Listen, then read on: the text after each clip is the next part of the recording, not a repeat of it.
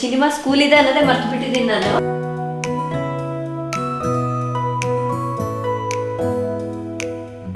ದಿಢೀರಂತ ಮಾಡುವಂತಹ ತಿಂಡಿಗಳನ್ನ ಮಾಡ್ಬಿಡ್ತೀನಿ.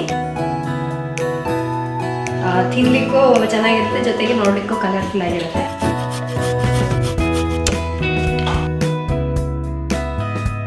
ಅವಳಿಗೆ ರಾಗಿ ಅಂದ್ರೆ ಎಷ್ಟು ಇಷ್ಟ ಅನ್ನೋದು ನಾನು ಪ್ರತಿ ಸಲ ಹೇಳ್ತಾ ಇರ್ತೀನಿ.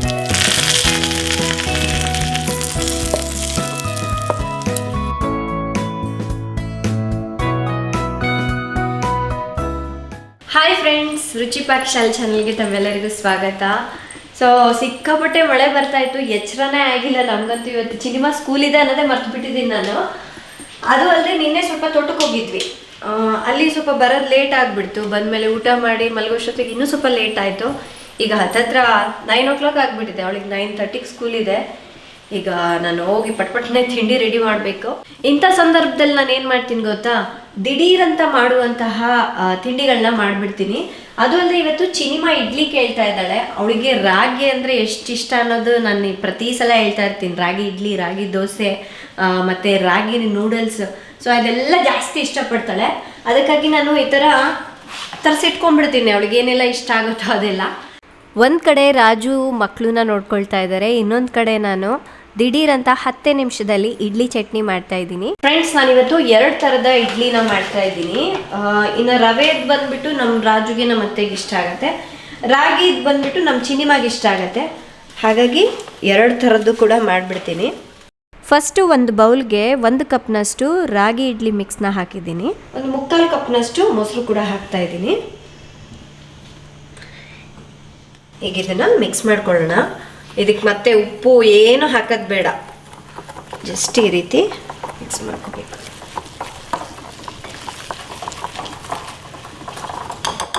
ಫ್ರೆಂಡ್ಸ್, ಇದು ಒಂದು 5 ನಿಮಿಷ ಚೆನ್ನಾಗಿ ನೆನಿಲಿ, ಮುಚ್ಚಿಡೋಣ. ಅಷ್ಟರಲ್ಲಿ ಇನ್ನೊಂದು ಕಡೆ ಈ ಮಿಲೆಟ್ಸ್ ರವಾ ಇಡ್ಲಿ ಮಿಕ್ಸನ್ನು ಮಿಕ್ಸ್ ಮಾಡ್ಕೊಳ್ಳೋಣ. ಸೊ ನೀವು ಎಷ್ಟು ಕ್ವಾಂಟಿಟಿಯಲ್ಲಿ ಮಾಡ್ಕೋತೀರೋ ಅಷ್ಟು ಈ ಮಿಕ್ಸನ್ನು ತೊಗೋಬೇಕು. ನಾನು ಇಲ್ಲಿ 1 ಕಪ್ನಷ್ಟು ತೊಗೊಂಡಿದ್ದೀನಿ. ಇದನ್ನು ಕೂಡ ಅಷ್ಟೇ ಒಂದು ಬೌಲಿಗೆ ಹಾಕೋಣ. ಇದಕ್ಕೂ ಕೂಡ ಅಷ್ಟೇ ಒಂದು 3/4 ಕಪ್ನಷ್ಟು ಮೊಸರನ್ನ ಹಾಕಿಬಿಟ್ಟು ಮಿಕ್ಸ್ ಮಾಡ್ಕೋಬೇಕು.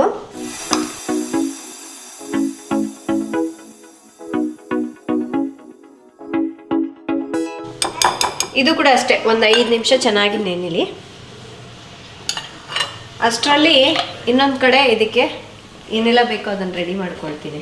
ಏನಂದರೆ ಸ್ವಲ್ಪ ಗೋಡಂಬಿ ಎಲ್ಲ ಹಾಕಿದ್ರೆ ಚೆನ್ನಾಗಿರುತ್ತೆ, ತಿನ್ನಲಿಕ್ಕೂ ಚೆನ್ನಾಗಿರುತ್ತೆ, ಜೊತೆಗೆ ನೋಡಲಿಕ್ಕೂ ಕಲರ್ಫುಲ್ ಆಗಿರುತ್ತೆ. ಹಾಗಾಗಿ ಸ್ವಲ್ಪ ಗೋಡಂಬಿ ಎಲ್ಲ ಕಟ್ ಮಾಡಿ ಇಟ್ಕೊಳ್ತೀನಿ.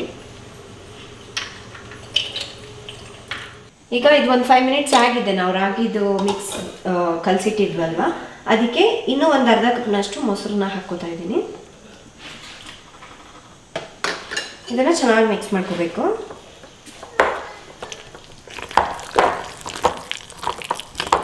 ಏನಪ್ಪ ಅಂದರೆ ಇಂಥ ಬ್ಯುಸಿ ಟೈಮ್ನಲ್ಲಿ ದಿಢೀರಂತ ರೆಡಿ ಆಗೋದಂದರೆ ಇದು, ಜೊತೆಗೆ ಹೆಲ್ತಿಗೂ ತುಂಬ ಒಳ್ಳೆಯದಲ್ವಾ.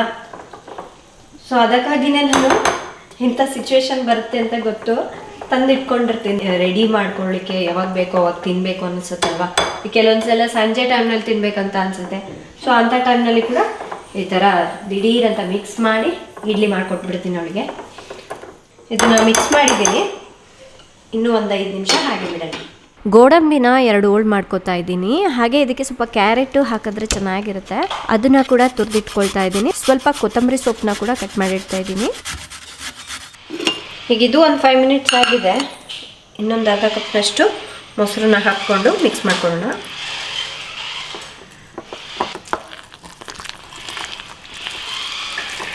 ಸೇಮ್ ನಾವು ಇಡ್ಲಿ ಮಾಡ್ತೀವಲ್ವಾ, ಅದೇ ಕನ್ಸಿಸ್ಟೆನ್ಸಿಗೆ ಕಲಸಿಟ್ಕೋಬೇಕು. ಫ್ರೆಂಡ್ಸ್, ಈಗ ಇದನ್ನು ಕೂಡ ಮಿಕ್ಸ್ ಮಾಡ್ಕೊಂಡಾಗಿದೆ. ಇನ್ನೊಂದು 5 ನಿಮಿಷ ಇದನ್ನು ಸೈಡಿಗೆ ಎತ್ತಿಟ್ಬಿಡೋಣ. ಅಷ್ಟರಲ್ಲಿ ಇಡ್ಲಿ ಪ್ಲೇಟ್ಸ್ಗೆ ಎಣ್ಣೆನ ಹಚ್ಚಿಡ್ತೀನಿ. ಎಣ್ಣೆ ಹಚ್ಚಿರೋ ಇಡ್ಲಿ ಪ್ಲೇಟ್ಸ್ಗೆ ಸೊ ಈಗ ಫಸ್ಟು ಗೋಡಂಬಿನ ಇಡ್ತಾ ಇದ್ದೀನಿ. ಅದಾದಮೇಲೆ ತುರಿದಿರುವಂತಹ ಕ್ಯಾರೆಟ್, ಹಾಗೆ ಸ್ವಲ್ಪ ಕಟ್ ಮಾಡಿರೋಂತಹ ಕೊತ್ತಂಬರಿ ಸೊಪ್ಪು. ನಾನು ನಾರ್ಮಲಾಗಿ ಇಡ್ಲಿ ಮಾಡಿದಾಗೆಲ್ಲ ಇದೆಲ್ಲ ಹಾಕ್ತೀನಿ, ಮಕ್ಕಳಿಗೂ ಇಷ್ಟ ಆಗುತ್ತೆ.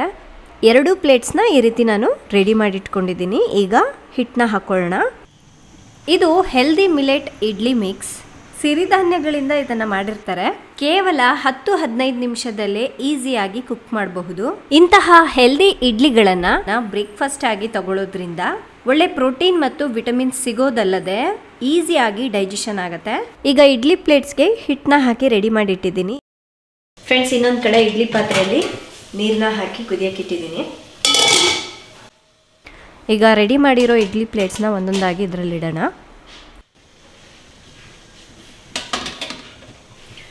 ಈಗ ಒಂದು 10 to 12 ಮಿನಿಟ್ಸು ಮೀಡಿಯಂ ಫ್ಲೇಮ್ನಲ್ಲಿ ಅದನ್ನು ಸ್ಟೀಮ್ ಮಾಡ್ಕೊಂಡ್ಬಿಡೋಣ. ಸೊ ಇದು ಬಂದ್ಬಿಟ್ಟು millets rava idli instant mix ಹಾಗೆ ರಾಗಿ ಇಡ್ಲಿ ಇನ್ಸ್ಟಂಟ್ ಮಿಕ್ಸ್. ಇದು ನ್ಯಾಚುರಲ್ ಮತ್ತು ಹೆಲ್ದಿ ಬ್ರೇಕ್ಫಾಸ್ಟ್.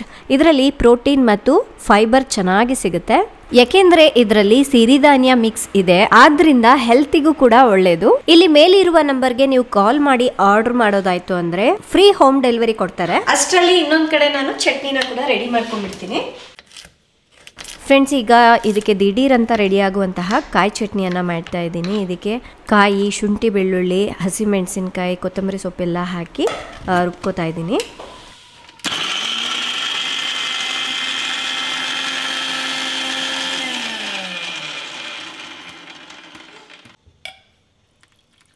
ಇದಕ್ಕೆ ಬೇಕಾದಷ್ಟು ನೀರು ಹಾಗೆ ರುಚಿಗೆ ತಕ್ಕಷ್ಟು ಉಪ್ಪನ್ನ ಹಾಕಿ ಸ್ವಲ್ಪ ನುಣ್ಣಗೆ ರುಬ್ಕೊಂಡ್ಬಿಡೋಣ.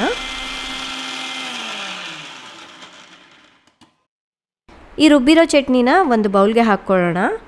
ಸೊ ಇದಕ್ಕೆ ಬೇಕು ಅಂದರೆ ಟೊಮೆಟೊ ಚಟ್ನಿ ಕೂಡ ಮಾಡ್ಕೋಬೋದು, ತುಂಬ ಚೆನ್ನಾಗಿರುತ್ತೆ. ಹಾಗೆ ಚಟ್ನಿಗೆ ಒಗ್ಗರಣೆಗೆ ಸ್ವಲ್ಪ ಎಣ್ಣೆ ಹಾಕಿಬಿಟ್ಟು ಸಾಸಿವೆ, ಕಡಲೆಬೇಳೆ, ಒಣಗಿದ ಮೆಣಸಿನ್ಕಾಯಿ, ಸ್ವಲ್ಪ ಕರಿಬೇವಿನ ಸೊಪ್ಪನ್ನು ಹಾಕಿ ಚಿಟಪಟ ಅಂದಮೇಲೆ ಈ ಒಗ್ಗರಣೆನ ಚಟ್ನಿಗೆ ಹಾಕಿ ಮಿಕ್ಸ್ ಮಾಡ್ತೀನಿ.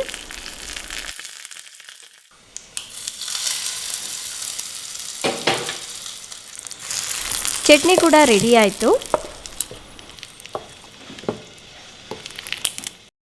ಈಗ ಒಂದು 12 ಮಿನಿಟ್ಸ್ ಆಗಿದೆ. ಸ್ಟವ್ನ ಆಫ್ ಮಾಡಿಬಿಟ್ಟು ಈಗ ಇಡ್ಲಿನ ತೆಗಿಯೋಣ. ನೋಡಿ, ಈ 2 ಪ್ಲೇಟ್ ಇಡ್ಲಿ ಆರಾಮ್ಸೆ ನಾವು 3 ಜನರು ತಿಂತೀವಿ. ಇನ್ನು ಇಡ್ಲಿ ಅಂತೂ ತುಂಬ ಫ್ಲಫಿಯಾಗಿ ಬಂದಿತ್ತು. ಮತ್ತು ಮಿಲೆಟ್ಸ್ ಅಲ್ಲ, ತೆಗಿಯೋಕ್ಕೆ ಬರಲ್ಲ ಅಂತ ಆ ಥರ ಏನಿಲ್ಲ, ಎಷ್ಟು ನೀಟಾಗಿ ಬಂದಿದೆ ನೋಡಿ. ಅದೇ ರೀತಿ ರಾಗಿ ಇಡ್ಲಿ ಕೂಡ ಅಷ್ಟೇ, ತುಂಬಾ ಚೆನ್ನಾಗಿ ಬಂದಿದೆ. ಇನ್ನು ಈ ರಾಗಿ ಇಡ್ಲಿನ ಸಿನಿಮಾ ಬಾಕ್ಸ್ಗೂ ಕೂಡ ಕೊಟ್ಟು ಕಳಿಸ್ತೀನಿ. ಕೆಲವೇ ನಿಮಿಷದಲ್ಲಿ ದಿಢೀರ್ ಅಂತ ಹೇಳಿಬಿಟ್ಟು 2 ಥರದ ಇಡ್ಲಿನ ರೆಡಿ ಮಾಡಿಬಿಟ್ಟೆ. ಸೊ ಇದು ಬಂದ್ಬಿಟ್ಟು ಮಿಲೆಟ್ಸ್ ಇಡ್ಲಿ, ಇದು ರಾಗಿ ಇಡ್ಲಿ. ಇದು ನಮ್ಮ ಸಿನಿಮಾಗೋಸ್ಕರ ಅವಳು ಇನ್ನೇನು ಬರ್ತಾಳೆ. ಫ್ರೆಂಡ್ಸ್, ನೀವು ನೋಡ್ಬೋದು ಎಷ್ಟು ಸಾಫ್ಟಾಗಿ ಬಂದಿದೆ ಅಂತ. ನೋಡಿ, ನೋಡ್ತಾ ಇದ್ದೀರಲ್ಲ, ಪರ್ಫೆಕ್ಟಾಗಿ ಕುಕ್ ಆಗಿದೆ. ಚೆನ್ನಾಗಿದೆಯಾ? ನಿಂಗೆ ಇಷ್ಟ ಅಲ್ವಾ ರಾಗಿ ಇಡ್ಲಿ?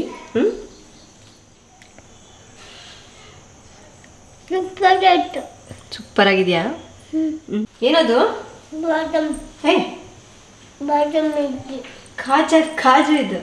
ಇಂಡಿನ ಟೇಸ್ಟ್ ಅಂತೂ ತುಂಬ ಚೆನ್ನಾಗಿದೆ. ನಿಮ್ಗೊಂದು ವೇಳೆ ಟೈಮ್ ಇತ್ತು ಅಂದರೆ ಸಾಂಬಾರು ಕೂಡ ಮಾಡ್ಕೊಳ್ಳಿ, ನಾನು ಚಟ್ನಿ ಜೊತೆ ಸರ್ವ್ ಮಾಡ್ತಿದ್ದೇನೆ. ನೋಡಿದ್ರಲ್ವಾ ಫ್ರೆಂಡ್ಸ್, ಬೆಳಗಿನ ಬ್ರೇಕ್ಫಾಸ್ಟ್ ಎಷ್ಟು ಈಸಿಯಾಗಿ ಮಾಡಿಬಿಟ್ಟೆ ಅಂತ.